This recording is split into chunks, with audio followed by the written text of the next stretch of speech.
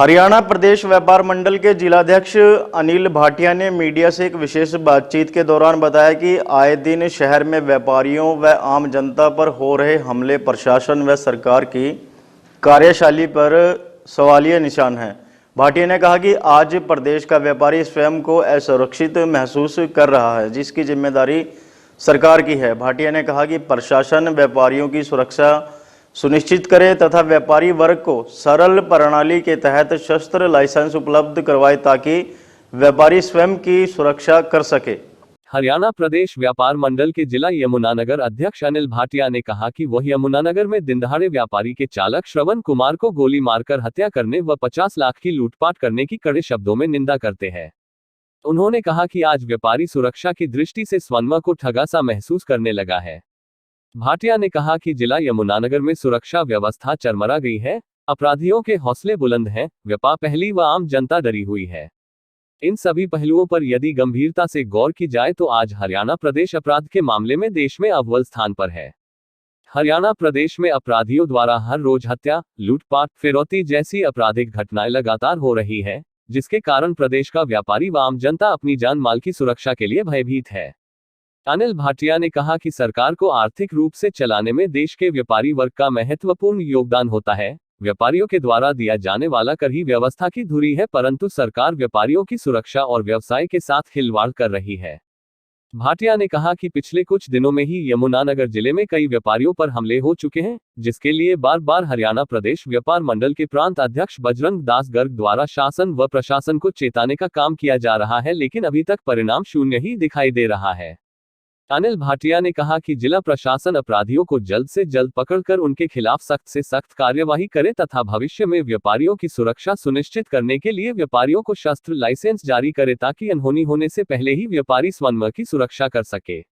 इसके लिए प्रशासन व सरकार को अलग से नीति तैयार करनी चाहिए ताकि सरल प्रक्रिया से व्यापारी का शस्त्र लाइसेंस जारी किया जा सके। अभी हाल ही में पिछले कई दिनों से जिला में व्यापारियों के ऊपर हमले हो रहे हैं, लेकिन अभी 2 दिन पहले ही एक व्यापारी के कर्मचारी की हत्या कर दी गई है, 50 लाख की लूट भी हुई है उसमें, और उसमें सभी व्यापारियों की अपनी अलग अलग प्रतिक्रियाएं हैं। आप एक जिम्मेदार संगठन है, आप एक जिम्मेदार व्यक्ति हैं, एक व्यापारी हैं, तो आप क्या कहना चाहेंगे जो ये घटना घटित हुई है?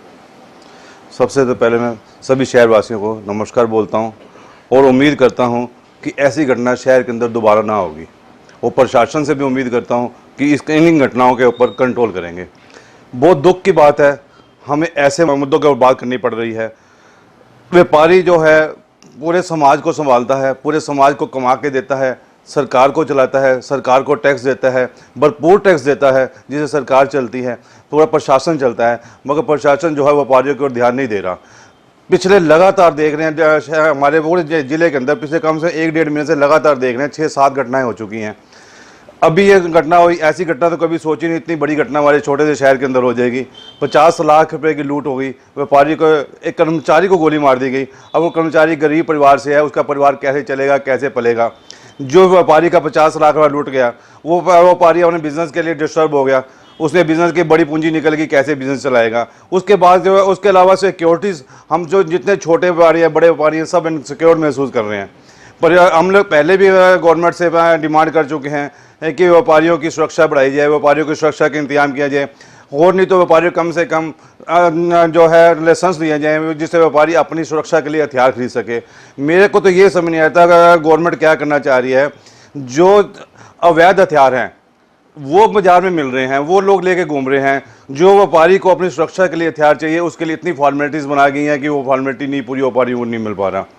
मैं गवर्नमेंट से अपील करता हूँ, प्रशासन से अपील करता हूँ कि जो ये अवैध हथियार पकड़े जाते हैं, ये उसके ऊपर कानून और सख्त किए जाए, इतने सख्त कानून कर दें कोई अवैध हथियार लेने से पहले सोचे, और व्यापारियों के लिए जिनको हथियार चाहिए अपनी सुरक्षा के लिए उसकी ज़रूरत के हिसाब से देके, जो व्यापारी कैश का काम करते हैं, बाहर से पैसा इकट्ठा करने जाते हैं, उनके ऊपर आसान नियम बना के उनको देखो, हमारे बड़े बड़े अफसर बैठे हैं, वो जज कर जाते हैं उसकी ज़रूरत है या नहीं है, उस हिसाब से उसको आसानी से हथियार दिए जाए जिससे अपनी सुरक्षा कर पाएँ।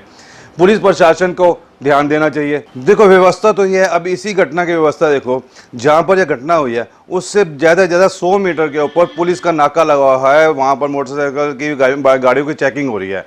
100 मीटर के बाद ये 100 मीटर की दूरी पे हादसा हो जाता है, उसके ऊपर कंट्रोल नहीं, प्रशासन क्या कर रहा है। मेन चौक है शहर का, पूरा व्यस्त चौक है और व्यस्त टाइम है, और हर टाइम उस चौक के ऊपर 2-4 पुलिसकर्मी खड़े रहते हैं कि इसलिए वो पुलिसकर्मियों ने देखा नहीं, क्यों नहीं आए पुलिसकर्मी, क्यों नहीं होते, अपराधियों में दहशत थी पुलिस की, किस वजह से।